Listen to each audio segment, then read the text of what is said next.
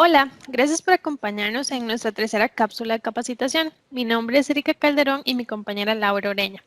En esta ocasión les vamos a dar algunas definiciones y cómo se deben medir ciertos parámetros que deben aplicarse durante el control operativo. Entonces, para empezar, vamos a recordar un poco de lo que hablamos en nuestra última cápsula. Hoy, como les decía Erika, vamos a hablar en el control operativo. Entonces, ¿dónde tenemos que hacer el control operativo? En las fuentes de abastecimiento, ya sea en cada una de las fuentes o en una mezcla de las fuentes, y en la comunidad. Antes de empezar, es importante aclarar algo. Todos los parámetros que vamos a presentar deben cumplirse en agua potable. Cuando digo agua potable, como lo vimos en el video anterior, es porque el agua ha pasado algún tipo de tratamiento. Entonces, por ejemplo, si medimos alguno de los parámetros en una fuente de agua superficial, una quebrada o río, y la turbidez la más alta de lo que establece el reglamento, no hay problema siempre y cuando al tomar la muestra en red, o sea, en la comunidad, sí se cumple con los parámetros, porque esto indica que entonces el tratamiento aplicado está siendo efectivo.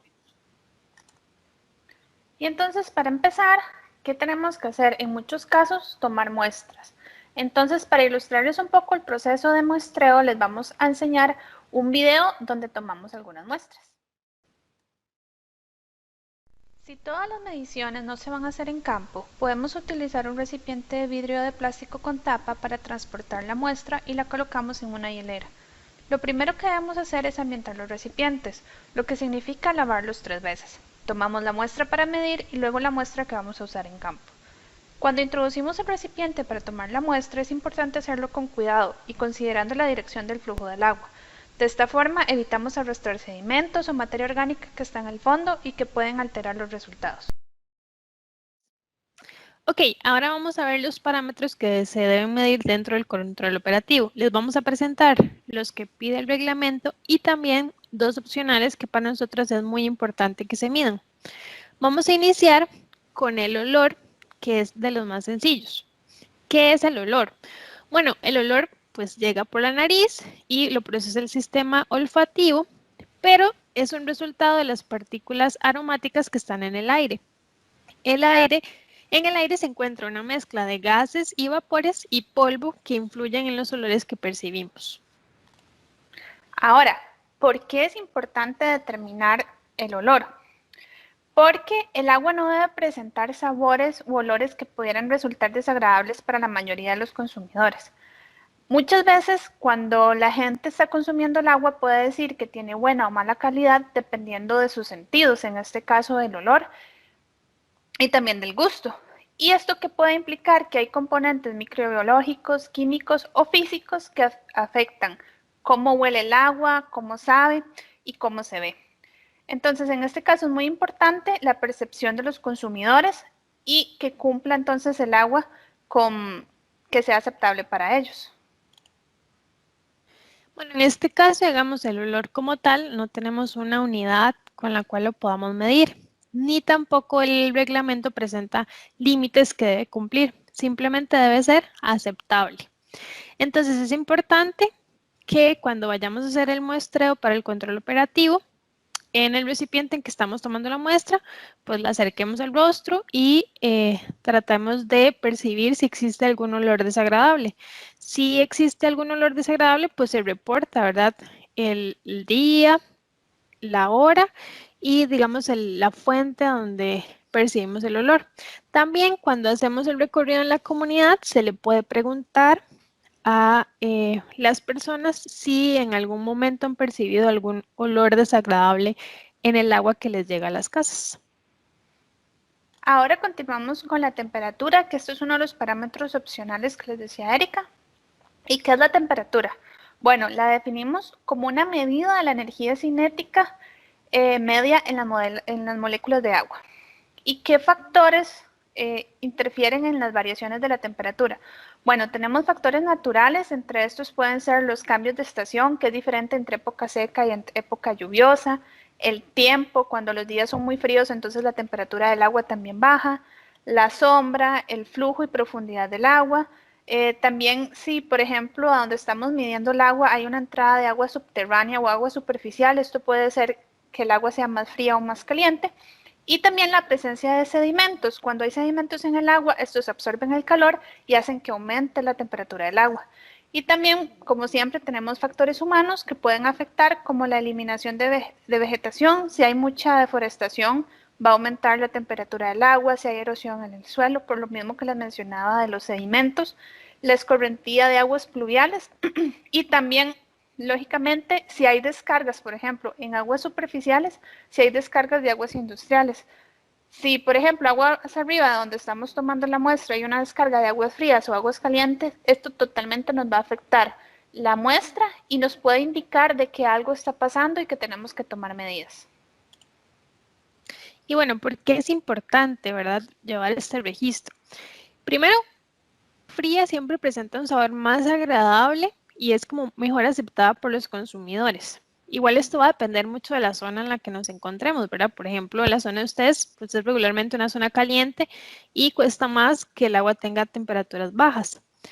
Eh, en el caso de que el agua presente temperatura alta, esto favorece la proliferación de microorganismos, entonces se puede ver afectado el sabor, el olor, el color y la corrosión. Entonces, por eso también es importante verificar, ¿verdad?, que no haya una temperatura muy alta, provocada, por ejemplo, como lo que les explicaba Laura, por una descarga de algún agua industrial.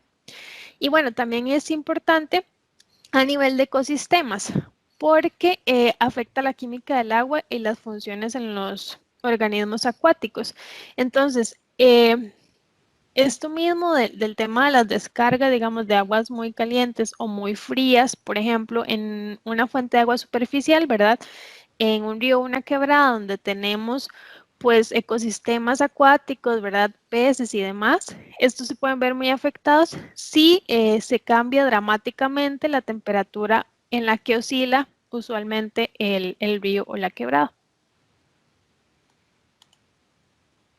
¿Y cuáles son las unidades con las que medimos la temperatura? En este caso, en el reglamento, estamos usando los grados Celsius, que se representan con este puntito y una C. Y los límites, en el reglamento se establece un rango permisible. Esto quiere decir que entonces la temperatura debe estar entre los 18 grados Celsius y los 30 grados Celsius. Puede ser que ustedes tengan temperaturas más bajas, no sé, aquí hay lugares donde el agua llega a 15 grados Celsius, que eso realmente no es un problema. Y también, por ejemplo, ustedes que tengan mayor a 30 grados Celsius. Por eso hablamos de que es un rango permisible. Lo ideal es que esté entre esto para que sea aceptable por la población, pero que tampoco se eleve demasiado para tener cuidado de lo que está pasando. Otro parámetro que es opcional es el pH. Y bueno, ¿qué es el pH? El pH es una medida que nos indica qué tan ácido o qué tan alcalino está el agua. Entonces, se define como la concentración de iones de hidrógeno en el agua. Una disminución de pH, digamos, puede hacer el agua más ácida y un aumento la puede hacer más básica. Digamos, en la imagen podemos ver un poco los diferentes pHs, digamos, de acuerdo a los tipos de bebidas. Entonces, por ejemplo, que un vino tiene pH 4, que la leche tiene un pH 6 y el agua idealmente debería tener un pH 7.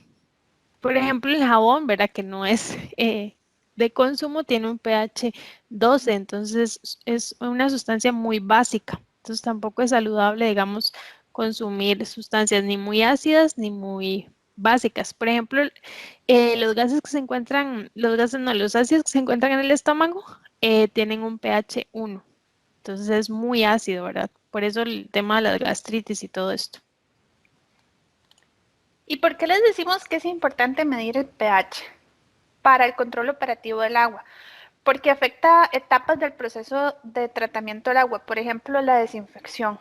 El regular, el pH es importante en el momento que ustedes van a clorar. Si tienen pH muy altos o muy bajos, esto les va a afectar en la desinfección.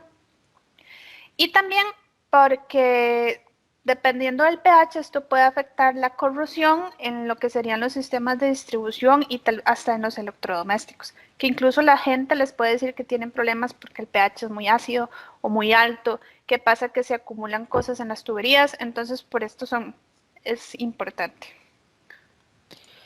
Y bueno, el pH como tal tampoco posee unidades y de acuerdo al reglamento también hay un rango permisible, ¿verdad? Entonces va de 6 a 8, buscando, ¿verdad? Que se encuentre lo más neutro posible, que sería en 7.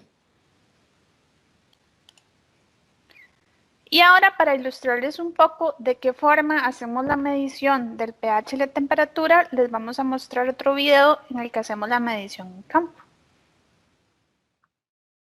Para hacer la medición del pH y la temperatura vamos a utilizar un pHímetro que trae incorporado un electrodo para la medición de pH y además mide la temperatura. Lo primero que hacemos es utilizar agua destilada para lavar el electrodo y le sacudimos el exceso de agua. Esto lo hacemos para eliminar cualquier residuo que quede debido al almacenamiento y que pueda interferir en la lectura de la muestra. En este caso, el pHímetro nos da simultáneamente la lectura de pH, que es el número más grande, y la temperatura, que es el número que se ve abajo. En la pantalla podemos ver que hay una figura de un reloj y esto nos indica que la medición está en proceso. Cuando este reloj desaparece, la pantalla nos indica que se ha obtenido una lectura estable. En este caso, obtuvimos una lectura de 7,1 de pH y una temperatura de 15,9 grados Celsius. Una vez que tenemos los valores, los anotamos en un cuaderno. Para obtener los valores más reales, realizamos la medición con repeticiones. En este caso, vamos a utilizar 3 repeticiones.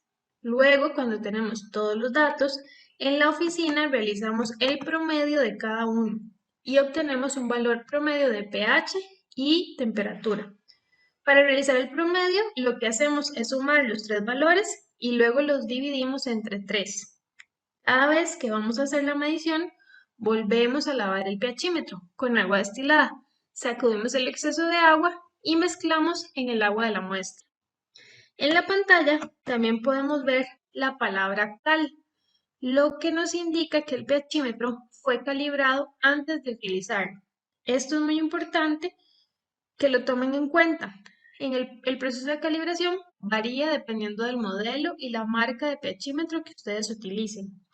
Al realizar la calibración, lo que hacemos es reajustar el pHímetro con líquidos de los cuales ya sabemos cuál es el pH, lo que nos permite tener seguridad de que las lecturas que estamos haciendo son reales y que no tenemos lecturas locas.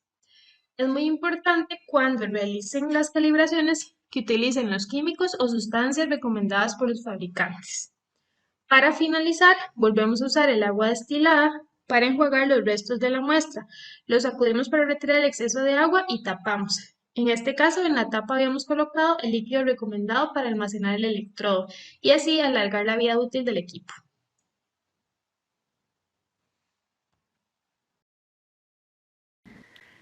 Esperamos que el video les ayude a tener más clara la forma en la que se mide el pH y la temperatura. Ahora, después de haber visto el video, nos gustaría que nos comenten por medio del grupo si consideran que es importante medir el pH y la temperatura, que les comentamos que son parámetros opcionales. Y bueno, muchas gracias de nuevo por la atención. Esperamos que sea de provecho y quedamos atentas a cualquier duda y comentario. La próxima semana estaremos viendo los 2 parámetros que nos hacen falta para completar el control operativo. Gracias. Nos vemos.